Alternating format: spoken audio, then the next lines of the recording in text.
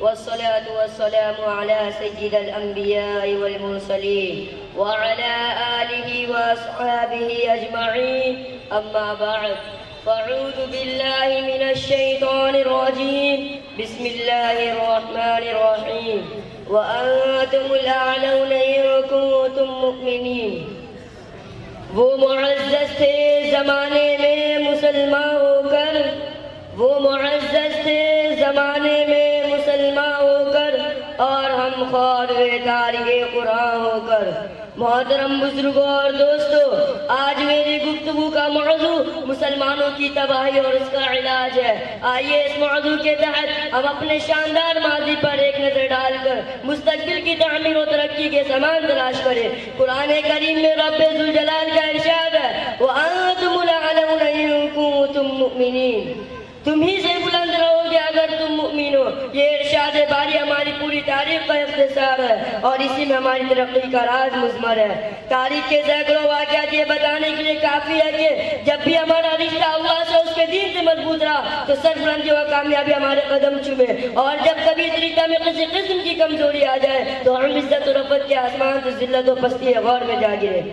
تاریخ ہمارے سامنے جنگ بدر کی مثال پیش کرتی ہے. جنگ بدر میں جو کامیابی ہوئی صرف کسی رشتہ کی مضبوطی پر ہوئی، ورنہ اگر کامیابی ہوتی تو کفار مکہ کی ہوتی، کیونکہ کفار مکہ تقریباً 1000 تھے، بڑے جوش و خروش کے ساتھ تھے. ان کے پاس 700 اونٹ اور 200 گھوڑے، یہ سب کے پاس تلواریں دیگر جنگی ہتھیار موجود تھے. ادھر ابو جہل، عتبہ، شیبہ، ولید، حنظلہ، عبید، عاص، حرب، امیہ ابن خلف، نضر ابن حارث، عبد المطلب جیسے شجاعت کے پیکر آزمودہ تھے.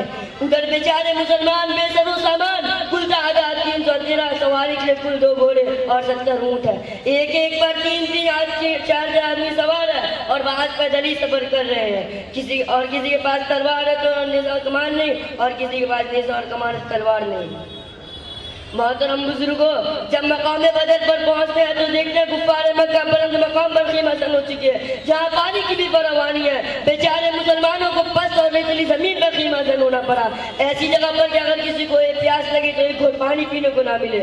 الغرض، جنگ کے اندر جتنی بھی اسباب اور جتنی چیزوں کی ضرورت پڑتی وہ سب کفار مکہ کو حاصل تھی. لیکن جب لڑائی شروع ہوئی تو کفار مکہ گاجر مول کی طرح کاٹے جاتے ہیں. کفار مکہ کا سب سے بڑا سردار ابو جہل 2 بچوں معاذ اور معوذ کے ذریعے مارا جاتا ہے، اور عبداللہ بن مسعود رضی اللہ اس کے سر کو جسم سے جدا کرتے ہیں. مسلمانوں، آپ جانتے ہو یہ عبداللہ بن مسعود رضی اللہ کون ہے؟ یہ وہی ہے جن کو مکہ کے صحن میں اسے ابو جہل نے مارتے مارتے بے ہوش کر دیا تھا. آج میدان جنگ کے اندر وہی عبداللہ بن مسعود رضی اللہ ابو جہل کا سر قلم کرتے ہیں. امیہ ابن خلف ابو جہل کے بعد کفار مکہ کا سب سے بڑا سردار سمجھا جاتا تھا، لیکن اپنے ساتھ وہ اس طرح تحقیر ہوتے دیکھ کر میدان جنگ چھوڑ کر بھاگنے لگا. حضرت بلال حبشی رسول اللہ اس کے پیچھے بھاگے، قریب پہنچ گئے. امیہ ابن خلف گھبرا کر گھوڑے سے نیچے گر جاتا ہے، پیڑ کے بل لیٹ جاتا ہے. امن شور مچاتا ہے، امن چاہتا ہے، معافی مانگتا ہے، لیکن بلال حبشی رسول اللہ اس کے پیٹ پر نیچے تلوار چلا دیتے ہیں اور اس کو جہنم رسید کر دیتے ہیں. اسلام کے نوجوانوں، جانتے ہو یہ بلال حبشی رضی اللہ کون ہے؟ اسی امیہ ابن خلف کے غلام ہے. جب اسلام قبول کیا تو مکہ کے اندر اسے امیہ ابن خلف نے دوپہر کے وقت تپتے ہوئے ریت پر لٹا کر امیہ ابن خلف کے قتل کیا. راتوں کو زنجیر میں باندھ کر گھوڑے لگاتا، اگلے دن ان کو گرم زمین پر لٹا کر اور زیادہ زخمی کیا جاتا تاکہ تکلیف سے بے قابو ہو کر اسلام سے پھر جائے یا یوں ہی طرف کر مر جائے. کبھی امیہ ابن خلف کا نمبر آتا اور کبھی اوروں کا نمبر آتا، ابو جہل کا نمبر آتا اور کبھی اوروں کا نمبر آتا. مسلمانوں، حضرات، آپ جانتے آج ہم اور تم اندلس کو نہیں جانتے، حالانکہ یہ اندلس ایک جگہ مسلمانوں کی سب سے بڑی طاقت اور حکومت تھی. حالانکہ اسی ملک کے اندر ہماری بھی حکومت رہی ہے.